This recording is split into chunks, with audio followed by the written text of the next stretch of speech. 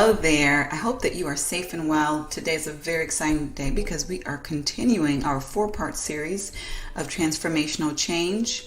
This is obviously a monumental time for all of us regarding change and the need for transformational change.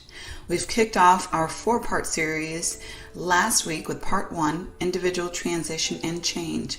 In this video, we will address part 2, steps to developing an effective change leadership strategy. And then next week, we'll address the pitfalls to avoid in leading change successfully. Lastly, we will address in that 4th week the ways to increase change maturity throughout our organizations. So today's topic is very important because any change management starts with a change strategy that comes from leadership. If the change strategy is faulty, any attempt to effectively manage that change will encounter problems.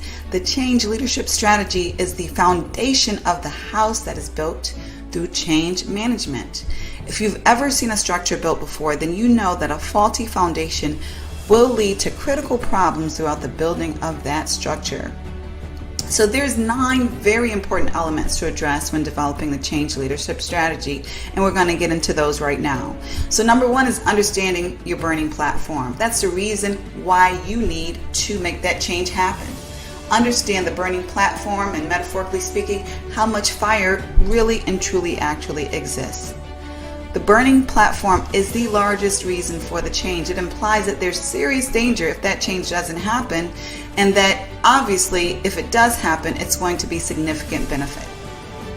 Number 2 is ensuring that the vision and related goals for that change are clear to you and clear to everyone who is going to need to be a support in making the change happen.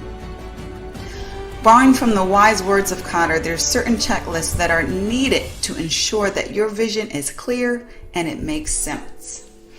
So making sure your vision is clear and it makes sense includes ensuring that it's simple to understand and it's clearly focused on a specific direction or thing. It is communicable. So that means it's clearly and able to be communicated to others in a way that they easily understand. It is imaginable. It's a believable idea is what that means. If you cannot get others to believe in that idea, then how are you going to get them to participate in it, to support and contribute to it? It takes more than one person to make an organizational transformation happen. And it is desirable. That means that people see what's in it for the organization. And hopefully they see what's in it for them. They can see the benefits. It is feasible. And that means that the vision is doable.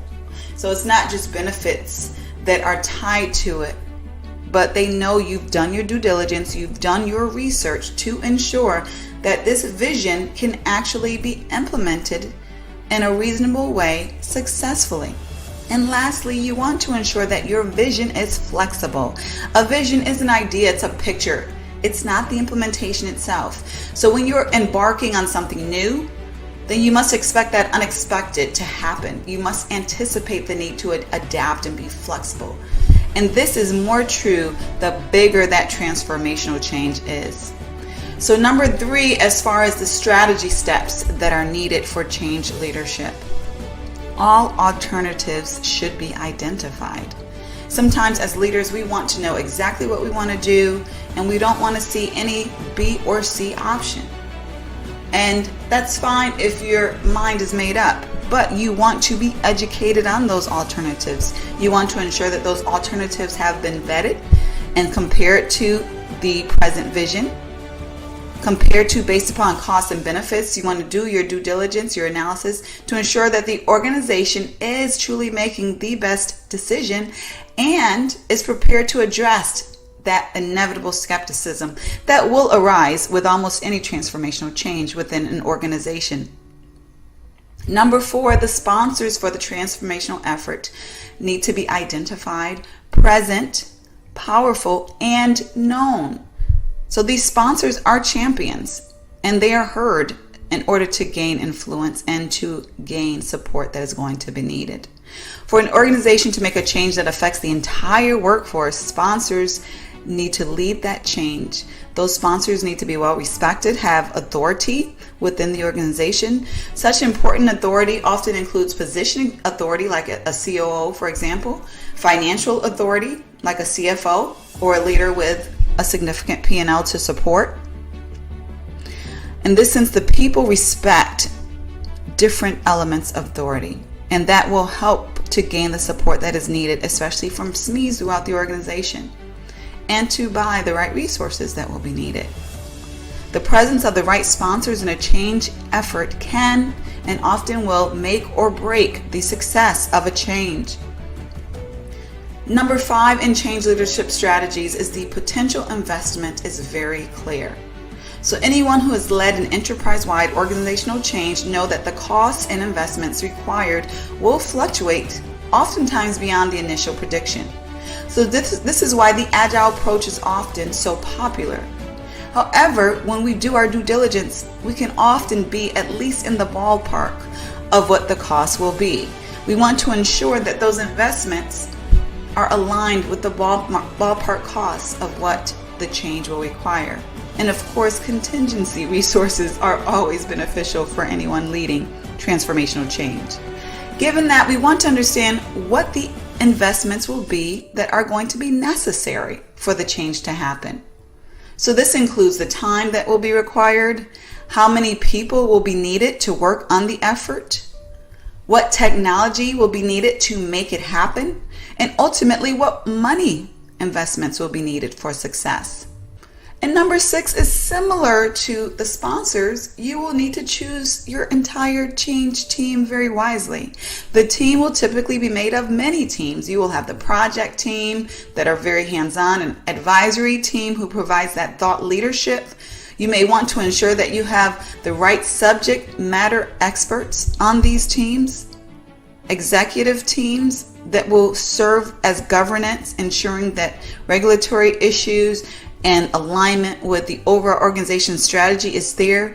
The right champions who will be your power messengers need to be part of your team evangelists, and the right influencers. These are very important elements of your teams in order to institutionalize the change and make it doable for the masses of the organization during the change effort and beyond. Number 7 in change leadership strategy is you want to ensure that your organization chooses the change approach that is right for your organization. The change approach should honor the values of your organization, not go against them. Does the organization make decisions on a consensus basis or top-down basis? Does the organization operate in a highly centralized or decentralized manner? Does leadership keep information close to the chest, or is it more transparent regarding why things are done and what is being done? Does the organization trust the people with the information up front, or do they typically snowball efforts little by little? Regardless of what is deemed right or wrong, you are going to need to ensure that you're going with the grain of the organization and not against it, unless going against the grain is part of an overall cultural transformation in itself. Number 8, like the approach, timing needs to reflect what is doable within the specific organization, its culture, and capacity. The timing should take the level of change maturity of the organization in consideration. We will talk about organizational change maturity in our next video next week. Right now, you want to consider if the change will be incremental or radical. Now, obviously, less change mature organizations may need more incremental change instead of all at once. You want to decide whether the transformational change is going to be immediately implemented or at a later time.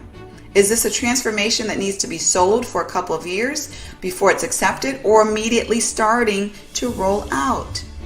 Is it going to be rolled out very slow or very fast? Again, the change maturity should inform these decisions. Is the timing going to be flexible and adapt to organizational changes, or inflexible and timelines held regardless of what happens? Some organizations think this way. It's a very difficult way to operate, but this is the cultural values of some organizations. Finally, what will be the tolerance for individual transitioning?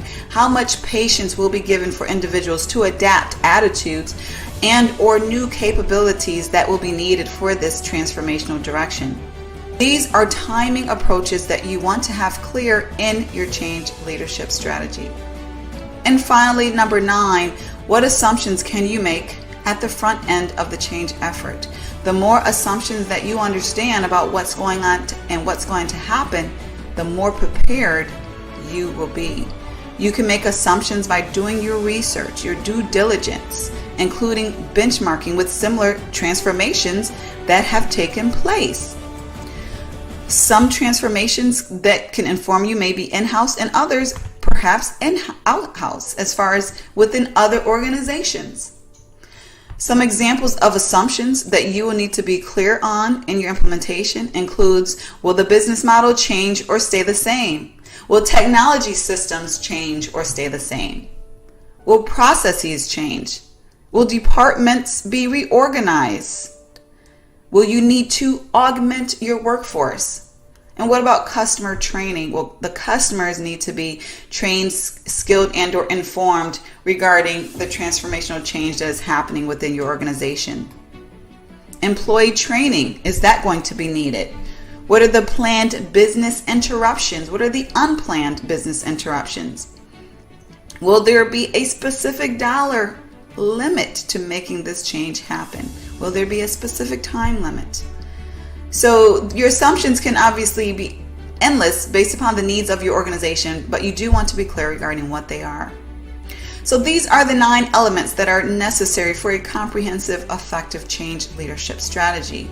To learn more about how to bring change to your organization in an effective way, or to explore the change certification programs for your organization and various classes related to that, check out the more information that is available through the link. You can also, of course, always schedule any time with me. Exploratory session is available complimentary through the links that are available as well. I wish you the best on your transformational change. More than likely you are going through one, just because most organizations are right now, if for no other reason due to COVID. Wish you the best. Share this information with anyone who you believe will benefit, whether it's a colleague or a friend, and have a great day. Take care.